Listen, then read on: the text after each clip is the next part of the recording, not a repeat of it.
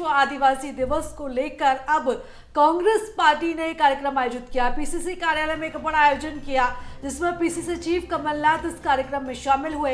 इस दौरान उन्होंने बीजेपी पर जमकर निशाना साधा। उन्होंने कहा कि आज हर वर्ग परेशान है, युवाओं का भविष्य ही अंधकार में है, हर जगह भ्रष्टाचार चल रहा है, कानून व्यवस्था पूरी तरह से चौपट है, महिलाओं पर अत्याचार हो रहे हैं। शिवराज जी को महिलाएं अब याद आ रही है। 18 साल में 22,000 घोषणाएं कर चुके हैं। घोषणा की मशीन दुगनी रफ्तार से चल रही है।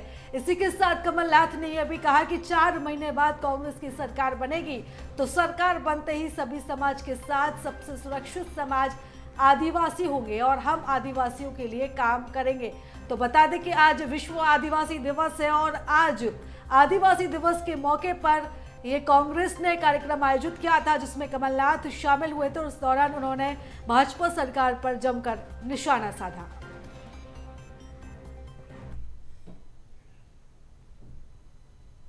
की तो व्यवस्था बनाई हुई है, ऊपर से लेके नीचे। कैसे दो काम लो, 50 एकड़ जमीन है, कैसे दो गरीबी रेखा में काम मिलता है। सही बात है। ये आज हालात है। भ्रष्टाचार की जो व्यवस्था बनी है, आज आखिरी 4 महीनों में इनको चिंता नहीं है, कानून व्यवस्था की चिंता नहीं है।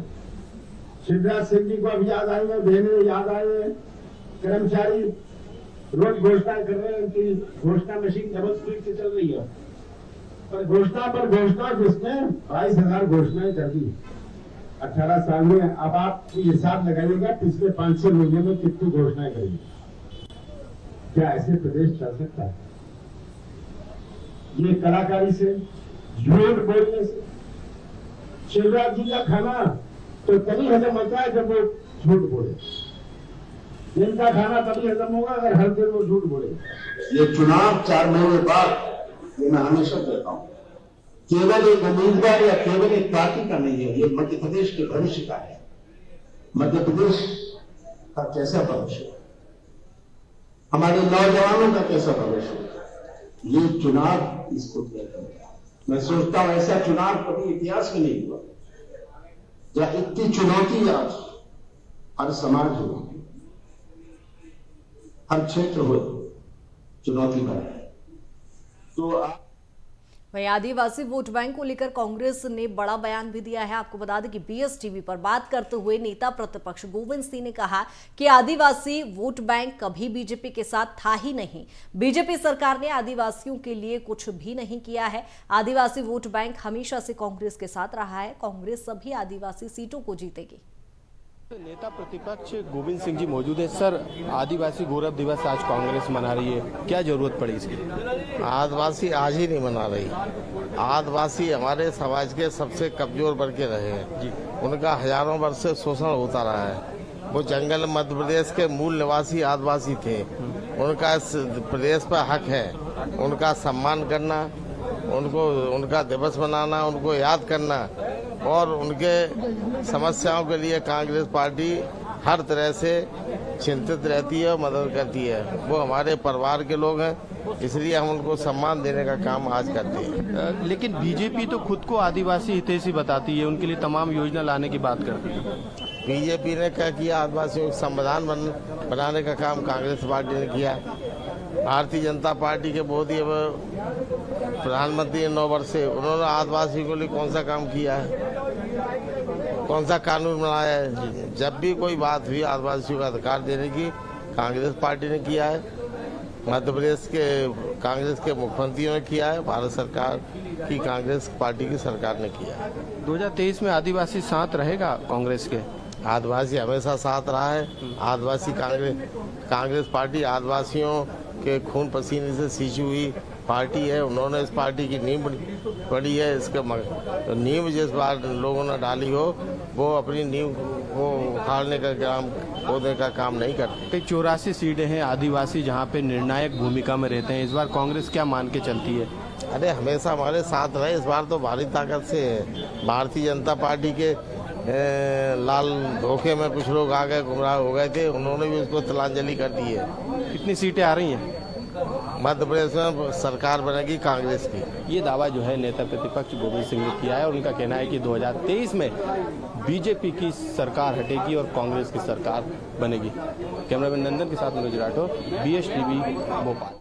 इधर कांग्रेस नेता कांतिलाल भूरिया ने भी BSTV से खास बातचीत की है और बातचीत के दौरान कहा कि कांग्रेस आदिवासी विश्व दिवस मना रही है। साथ ही उन्होंने कहा कि 2023 में कांग्रेस की सरकार बनेगी। विश्व में आज 9 अगस्त आदिवासी विश्व दिवस है। ये बोलिए। हाँ, विश्व दिवस है, तो उस विश्व दिवस पूरे दुनिया में मना रहे हैं और ये आदि काल से हमारे पूर्वज मनाते हुए आ रहे हैं। उस परंपरा को हम आगे बढ़ा रहे हैं और आज हम लोग विश्व दिवस मना रहे हैं। भाई लोकतंत्र है, लोकतंत्र में गरीब को भी मौका मिलता और बड़े को भी मौका मिलता। कांग्रेस पार्टी हमारी ऐसे हाईकमान तय करती है कौन हमारे प्रमुख रहेंगे, कौन किस नेतृत्व में काम। तो आज कमलनाथ जी हमारे प्रदेश अध्यक्ष है, उनके नेतृत्व में हम लोग ये चुनाव लड़ रहे हैं और सरकार। वहीं मध्य प्रदेश में आदिवासियों को लेकर सियासत भी तेज हो गई है और कांग्रेस के गौरव दिवस के आयोजन को लेकर अब बीजेपी ने तंज कसा है। स्कूल शिक्षा मंत्री इंदर सिंह परमार ने कहा है कि आदिवासी दिवस अमेरिका मनाए तो ठीक है, लेकिन भारत में आदिवासी दिवस मनाने का क्या औचित्य है। अगर भीलू का साथ नहीं मिलता तो महाराणा प्रताप का शौर्य कभी सामने नहीं आ पाता। आज हमारे लिए गर्व का विषय है और जिस समाज की स्वतंत्रता के आंदोलन में योगदान रहा होगा, जिस समाज के महापुरुषों का आजादी की लड़ाई के लिए जितना बलिदान है उतना किसी समाज से कम नहीं है। मैं कांग्रेस के लोगों से पूछना चाहता हूं कि आजादी के बाद आज तक उन्होंने बिरसा मुंडा को इतिहास के पन्नों में जगह क्यों नहीं दी, टांट्या मामा को जगह क्यों नहीं दी, रघुनाथ शाह शंकर शाह को जगह क्यों नहीं दी, रानी कमलापति को जगह क्यों नहीं दी। ये कांग्रेस के लोगों को विचार करना होगा कि उन्होंने एक तरफ आजादी के आंदोलन में भाग लेने वाले क्रांतिकारियों को भी स्थान नहीं दिया, तो दूसरी तरफ उन ट्राइबल समाज के भी महापुरुषों को सम्मान नहीं दिया, SC के महापुरुषों को सम्मान नहीं दिया। डॉक्टर भीमराव अंबेडकर के जो 5 स्थान है जिनको मोदी सरकार ने तीर्थ के रूप में विकसित किया है, उनको भी विकसित करने का काम कांग्रेस ने नहीं किया। इसलिए कांग्रेस ने तो SC और ST समाज के साथ छलावा किया है। और चलिए इस खबर पर ज्यादा जानकारी ले लेते हैं। हमारे साथ संवाददाता मनोज राठौर जुड़ गए, उनसे चर्चा करेंगे।